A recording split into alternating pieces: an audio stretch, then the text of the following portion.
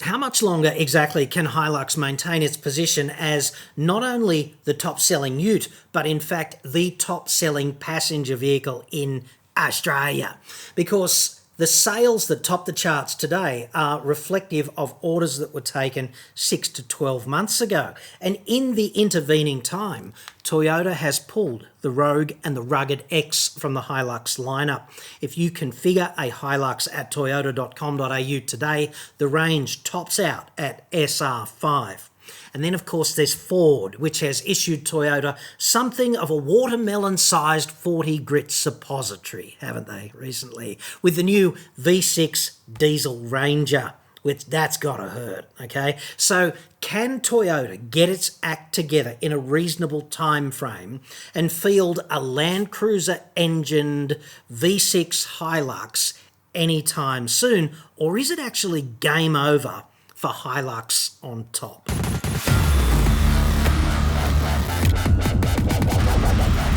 I'm John Cadogan from AutoExpert.com.au, and I get new cars. I do. Australia only though. Website. Card. V6 Hilux in just a second, inspired by a question from you, if your name is Joe Monk. Now, Joe is the full golden billabong visitor, I have to say. He's got the full visa, multiple entry visa with the, acoustically transparent out the back. Just living the dream. But first, this video is brought to you by Manscaped.com, the most obsessive engineers of advanced all-over hair management. Check out the new Lawnmower 4.0 and Ultra Smooth package. Lawnmower 4.0, waterproof, cordless, advanced ceramic blades with skin-safe technology, reduces the risks of nicks and cuts. Blades so easily replaced. You can groom, therefore, quickly with complete confidence in the shower where cleanup is a breeze. Wireless inductive charging and a premium lithium-ion battery delivers up to 90 minutes of runtime on a full charge. There's even a travel lock, so no more worries about draining the battery in your bag. And if you want something even smoother, you're in luck today, dude. Manscaped's new Ultra Smooth package is a dead easy 3-step shaving system to help you be bold and go bald with total confidence. Step 1, crop exfoliator. You jump in the shower, gentle liquid scrub. It only takes seconds. It's a preemptive strike against ingrown hairs. Step 2, crop gel. Unique clear shaving gel, which is brilliant because you can actually see exactly what you are shaving. That's kind of important. Step 3, crop shaver. Perfectly engineered for the task at hand. 3 precision blades with extra wide lubricating strips, pivoting head, optimal shave, dude. The Ultra Smooth package includes 5 replacement blades and a storage case for easy travel. 6 million men worldwide trust Manscaped when it comes to the right tools for the family jewels. Go to manscaped.com/autoexpert today. You'll get 20% off plus free international shipping when you use the promo code AEJC at checkout. That's 20% off plus free shipping with the promo code AEJC at manscaped.com/autoexpert. Your balls will thank you. And now, let us go live via Ouija board from Dingo Piss Creek. This just in from Joe Monk, who says, this is a quote, dude. John, Johnny, J-Dog, JC, the Messiah, very naughty boy. I see what he's doing. He's just trying to butter me up. Word on the street, or maybe it was just a Dingo Piss Creek wet dream. Regular viewer. Is a 2024 Hilux will be blessed with the 3.3-litre diesel V6. Please tell me it's true. Thanks in anticipation, Joe. Well, thank you, Joe. And to the extent that we know the truth of anything, it's true, dude. I mean, this is the informed speculation about future Hilux. But, of course, when you talk about future anything Toyota, particularly Toyota at the moment, it's subject to a monument of caveats, isn't it? It's the kind of height of monument of caveats that would get you into Icarus-like trouble should you, climb one on a bright, hot, sunny day. Okay, so just bear all this in mind with a grain of salt sort of thing. I think it's the plan, but will the plan come off, and will it be 2024 or 25 or 26? You can toss as many metaphorical coins as you like there, dude. The current state of play, though, is that Workmate SR and SR5 are the only new Hiluxes that currently exist.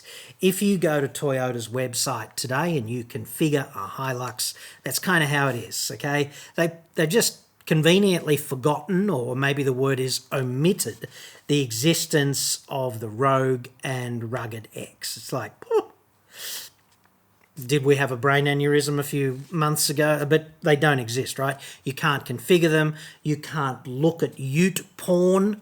You know, you can't look at the $82,500 Rugged X of your dreams anymore, at least not on a Toyota website in Australia, okay? It doesn't exist, dude. The Rogue and the Rugged X are officially not on sale, not configurable. They stopped selling them in May, or stopped taking orders in May due to COVID because, you know, universal panacea of excuses. They say, quote, due to current demand, Toyota Australia can confirm that future orders have been temporarily paused. This is not due to the demand at all. This is a piece of convenient corporate bullshit from them. The demand is not what's doing it. It's their inability to create the cars, okay? Not the demand at all. They had more than enough ability to predict the demand for Hiluxes. They had plenty of historic data. It hasn't jumped. It's the number one vehicle. It's still the number one vehicle. It's all business as usual on the demand side, right? And in fact, the Hilux is getting pretty old now, okay? So the data is in on the current Hilux. And this is such a free kick for Ford with the Ranger. Talk about being in the right place at exactly the right time with a V6 diesel dual cab chitois. Like, dumb luck, but luck nonetheless.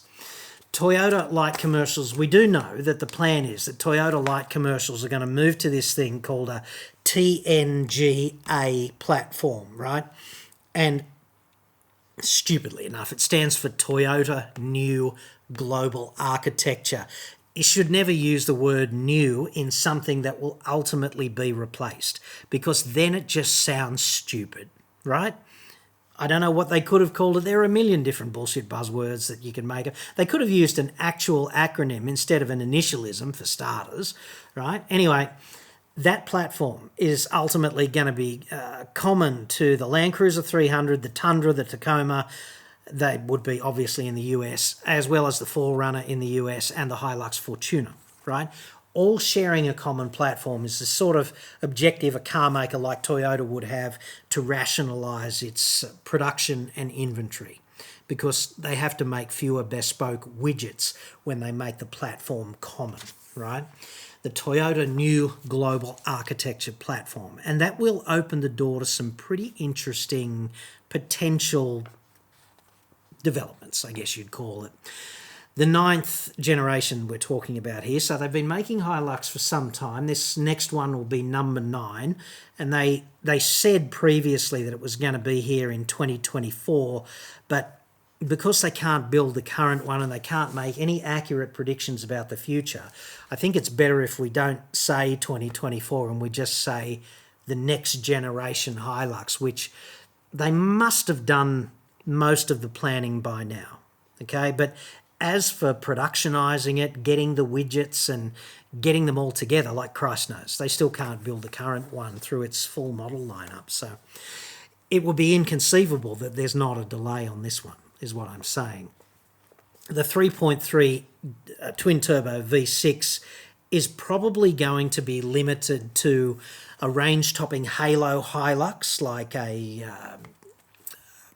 GR Racing, a GR Sport sort of Hilux. I think they're going to call it the GR Sport, balance of probabilities.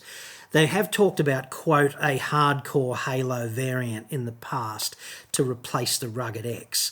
And this is unlike Ranger, okay, because with Ranger, you can have the V6 diesel in a variety of specs, like you can have it in XLT and Sport and Wild Track, and then what you're doing is playing a powertrain game and also a spec level game. So if you wanted more of your hose out shitter but with the good powertrain, you can have that. I think what's going to happen with the Hilux though is it's just going to be a GR Sport or a GR sort of Hilux, you know. It's going to be the range topper. And does this mean it's going to be a 100k Hilux? Maybe, because that V6 is an expensive piece of kit. And does it mean that the V6 is going to be exactly the V6 in the Land Cruiser? Maybe, maybe not. Maybe there's a detuned version in the wings for Hilux, because it might be overkill in a Hilux, even one that rides on the same platform. I just don't know, and all I'm doing is speculating at the moment. But just so you know what the timeline's been, the current generation of Hilux rolled out in 2015, right? It was facelifted for the first time in 2017, and then it copped the Joan Rivers style upgrade again in 2020. So it's safe to say that now, towards the end of 22, its use-by date has fully expired, and Toyota is a specialist at milking every design for well beyond the time horizon of other car makers, and it just pumps up their profitability. Like, look at how long they had the 200 series in play. Was it 13 years or something? Whatever it was a long time. And the amortization of the tooling and all of that stuff, that happened years ago. And the last several years worth of production, that was all just cream, you know? And then did they do enough with the current Land Cruiser? Maybe, maybe not. But when you look at the current Hilux, the 2.8 diesel outputs are 150 kilowatts and 500 newton meters, right? Which is okay, but it's not pack leading. And it hasn't been pack leading for a decade. There have been more powerful utes for at least 10 years compared with the current one. We'll get to that in a second.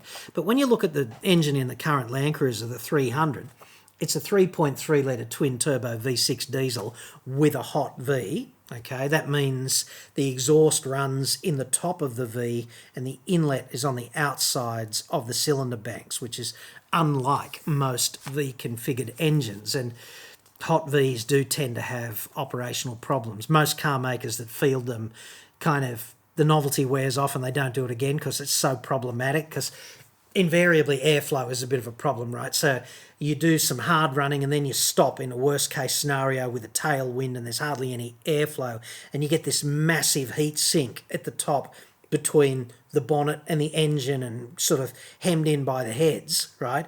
And some widget just can't handle the heat, literally and metaphorically, and goes poopy in its trousers. And then there's a whole bunch of warranty claims, or if it takes a longer time horizon than that for the problem to manifest itself, there's just a whole bunch of disgruntled owners sometime down the track cursing the shit out of the hot V. And this would not be the first time. So I think current owners of Land Cruiser 300 are lab rats running this final duty cycle type experiment with Toyota, and hopefully it pays off. But anyway, it's an impressive engine in terms of its outputs. It's 227 kilowatts and 700 newton meters, which means 50% more power and 40% more torque than the current Hilux. So I can see a queue of cashed up bogans over the friggin' horizon looking for an engine like that in a Hilux, right? But it's only 18% more capacity. So we're talking 40 to 50% more outputs, but only 18% more capacity. So the obvious conclusion there is that this engine is screwed up a lot tighter. Okay, and that does not bode well for reliability into the future either, because the harder you make each one of those CCs actually work, the less time it's likely to live reliably for. And there are hedges against that in R&D. You can do the detailed design different and engineer decent reliability, certainly, but the experiment's still running with the initial mad lab rats, and let's see what happens in 5 years or something. The range of V6 3-litre diesel now, it's 184 kilowatts and 600 newton meters, which is 23% and 20% respectively over the current Hilux in power and torque. Okay, so if the Land Cruiser 300 engine does make its way unadulterated into the Hilux, it will comfortably eclipse the Ranger V6. And the Ranger, let's not forget, it was the number 2 seller in Australia for many, many months before the current model. So the current model is going to be probably supply limited, I suppose.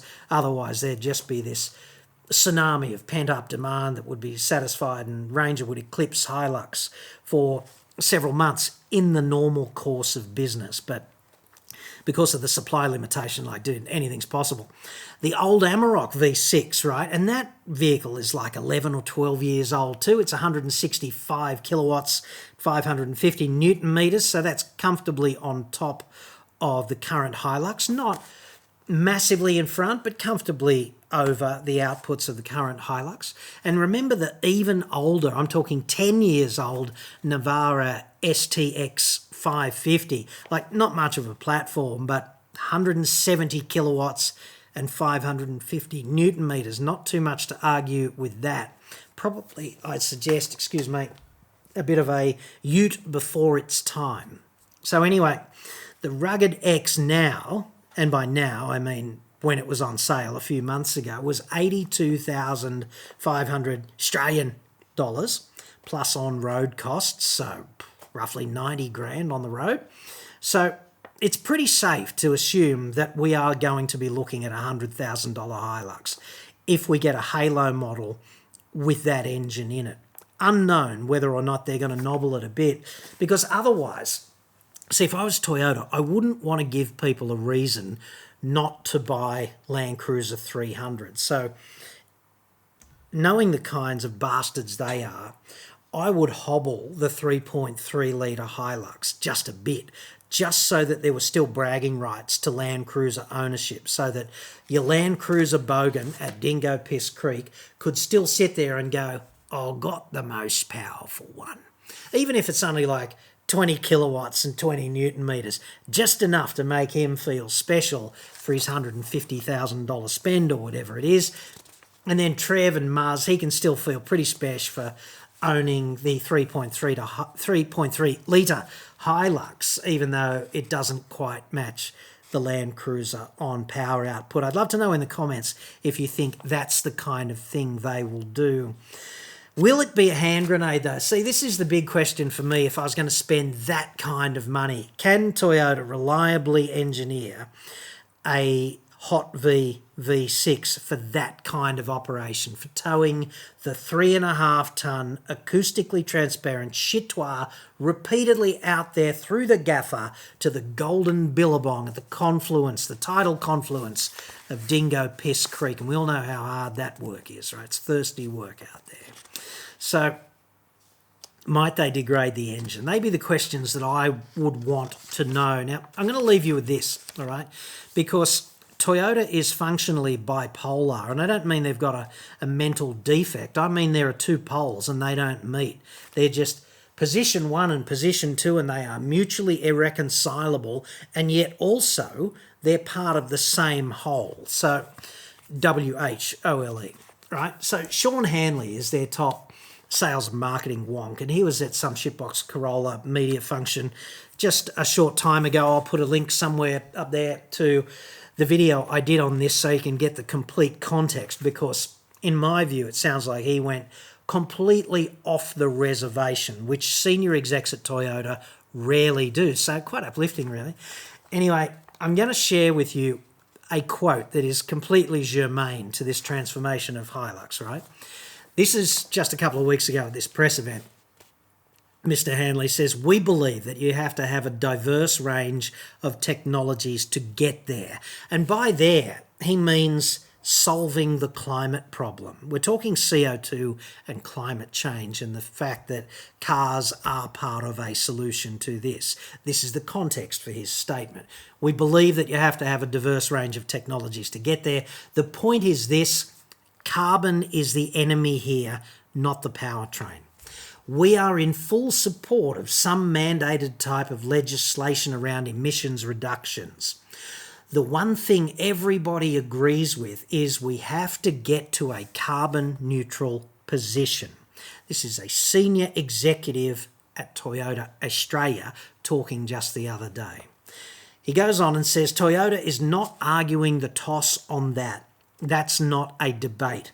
even with the most extreme viewpoint, we agree you've got to get to carbon neutral. So, to Mr. Hanley and Toyota generally, Mr. Hanley's just speaking for Toyota, right? That's what he gets paid to do. So I assume he's not sharing with us his personal viewpoint, but rather just being a mouthpiece for the big T in Australia, right?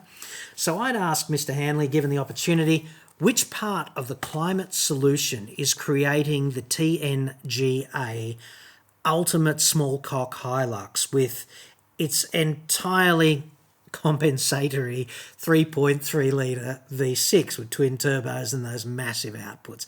Which part of this solution, this path to carbon neutrality, is this? Because I'm not seeing it. If we've got to get to carbon neutral, and that's not a debate, unquote, and everyone agrees, blah, blah, blah, how does this vehicle help? Riddle me that.